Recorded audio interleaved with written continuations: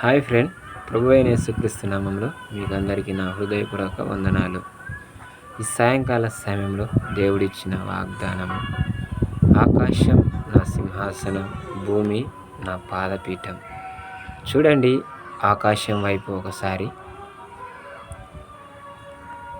ఆకాశం చూడండి ఎంత విశాలంగా ఉందో, అలాగే మీ హృదయం కూడా అలాగునే ఉండి అనేకులను ఆకర్షించాలి అని ఆకాశం ద్వారా దేవుడు మాట్లాడుతున్నాడు. ఆకాశం అంతా పట్టజాలని అంత హృదయము ఉప్పొంగి అనేకుల హృదయాలను గెలుచుకోవాలని దేవుడు ఈ వాక్యం ద్వారా మాట్లాడుతున్నాడు. చూడండి, భూమి కూడా ఆయన పాదపీఠం.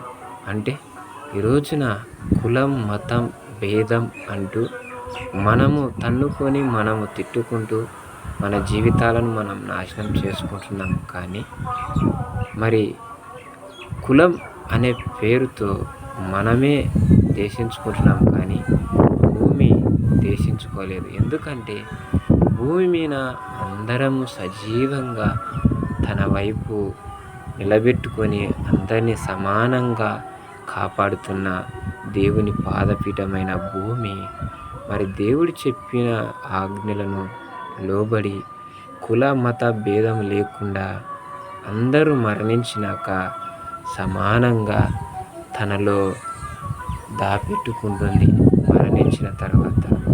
మరి ఈ రోజున ఎందుకు మనం కులం, మతం అని మన జీవితాలను మనం ఎందుకు నాశనం చేసుకుంటాం? ప్రియమైన స్నేహితులారా, నీరు చూడండి, కులం లేదు, కానీ అందరము కలిసి తాగుతున్నాం. మరి మనుషులము ఎందుకు కులము పెట్టుకున్నాము, మత పదార్థాలు చేసుకుంటున్నాము, అది మనకే తెలియదు. అందుకే ఆకాశం నా సింహాసనం, భూమి నా పాదపీఠము అని దేవుడు ఎంతగానో మరి మనందరికీ తెలియపరిచారు.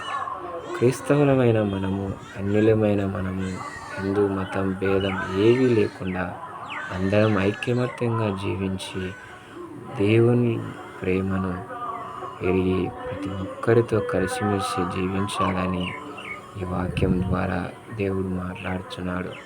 ప్రతి ఒక్కరూ తెలుసుకొని దేవుని ప్రేమను ఎరిగి అనేకులను దేవుని వైపు నడిపించే భాగ్యమును మనం పొంది ఉండాలని ప్రభు ఈ వాక్యం ద్వారా మాట్లాడుతున్నాడు. ప్రతి ఒక్కరూ గ్రహించి సత్యంలో నడుచుకోవాలని